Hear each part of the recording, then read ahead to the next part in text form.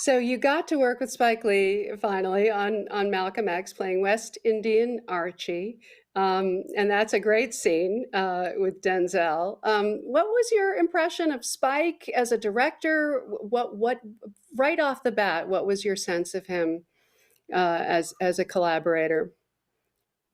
Spike was and is all about business, extremely focused. He has a scalpel sharp focus for the work and inside of the work. And even though he did not give me a lot of direction per se, he establishes on his sets a safe zone, a place where the actor feels comfortable doing the work. And part of that has to do with the fact that Spike is also very, very clear about the story he wants to tell. And therefore, the actor is equally clear about how to help him, assist him in the telling of that story. And what was your sense of Denzel at that time? He was a good scene partner there. The two of you were fantastic in that scene. Thank you. Um, well, Denzel and I had met as students at ACT, the American Conservatory Theater. So I knew Denzel. I had a sense of Denzel. It was wonderful to be able to work together. But there was because I knew Denzel well enough to know about his seriousness for the craft, and I have a sense of his ethic as an actor. It was terrific to be able to come together and do that work and be confident that the person on the other side of the scene was as present as I wanted to be inside the work. Absolutely. So when Spike came back to you and started to talk to you about Crooklyn, which was a very different movie, a semi-autobiographical story where he was asking you to play a character, Woody Carmichael, based on his own father, um, what was your reaction to that when he returned? I was thrilled, and I was thrilled for a number of reasons. Excuse me. As you said, the part of Woody Carmichael is so different from what I had done in West Indian Archie in Malcolm X that I was thrilled when he asked me to play Woody, because what it said to me was that Spike recognized a quality in me as an actor that let him know apparently that I had the range to be able to do this part that was light years away from what I had done in Malcolm X. So I was thrilled. I was over the moon. So this movie, it shows you being tender and a loving father, and then the scene that we just saw now, you are going toe to toe with Alfre Woodard, who meets you pretty strong. So what was that like working with her in that scene? I am incredibly. It's incredibly affirming. I haven't seen that scene very often since watching Crooklyn originally, but the beautiful thing about that scene is that that scene was improvised. Right, right. At the beginning of that morning, we got to work very, very early, and the broad outline of the scene was sketched out in as much as it said in the script that Carolyn comes down and confronts Woody.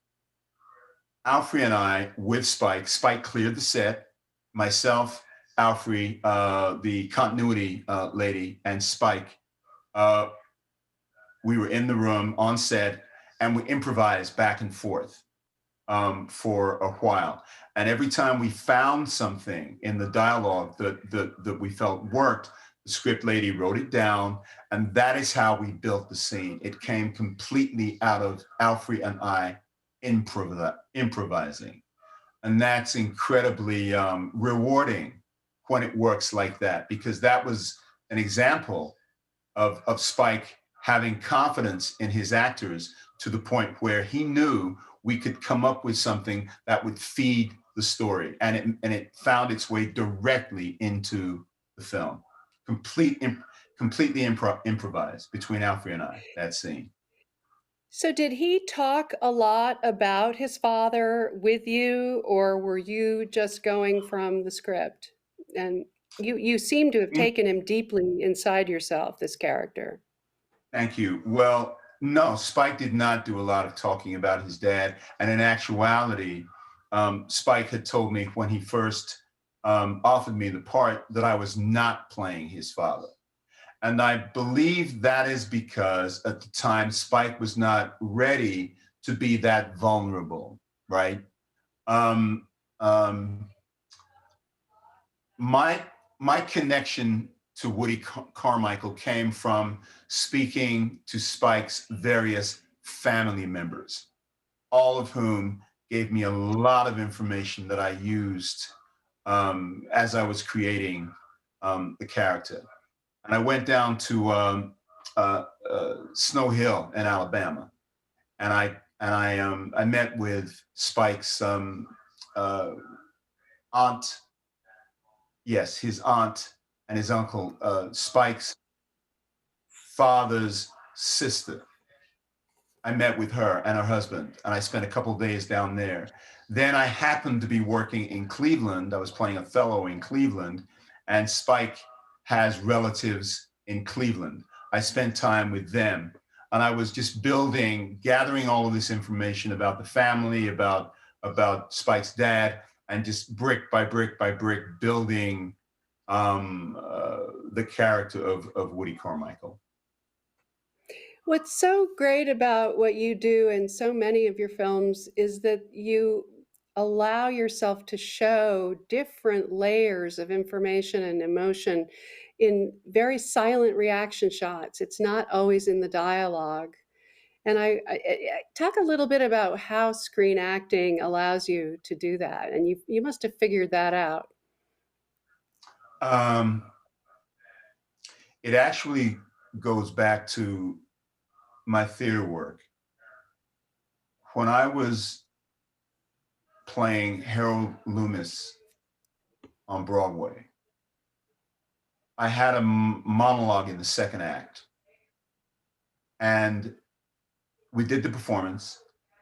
And after the performance, I was speaking with an audience member, somebody, a young lady that I knew not well, but I knew her from around New York. And she said to me, I was sitting in the back of the theater. And when you were doing that monologue, she said, I could feel you. I could feel you all the way in the back of the theater, she said to me. And what that said to me, that I have since taken into my work for the camera, is that if you feel it, if you genuinely are experiencing an emotion, that will transmit to the audience, and that has nothing to do necessarily with what one is saying. Because this was a huge Broadway house, and she said she said to me, this young lady said to me, it wasn't so much what you were saying, it was what you were saying, but it was what you were conveying. And I could feel it. I could feel it all the way in the back of the theater. And that was a lesson that I tried to take with me, whatever work I'm doing.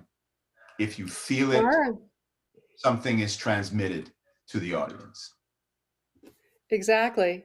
All right, let's look at these clips from Clockers and Get Shorty.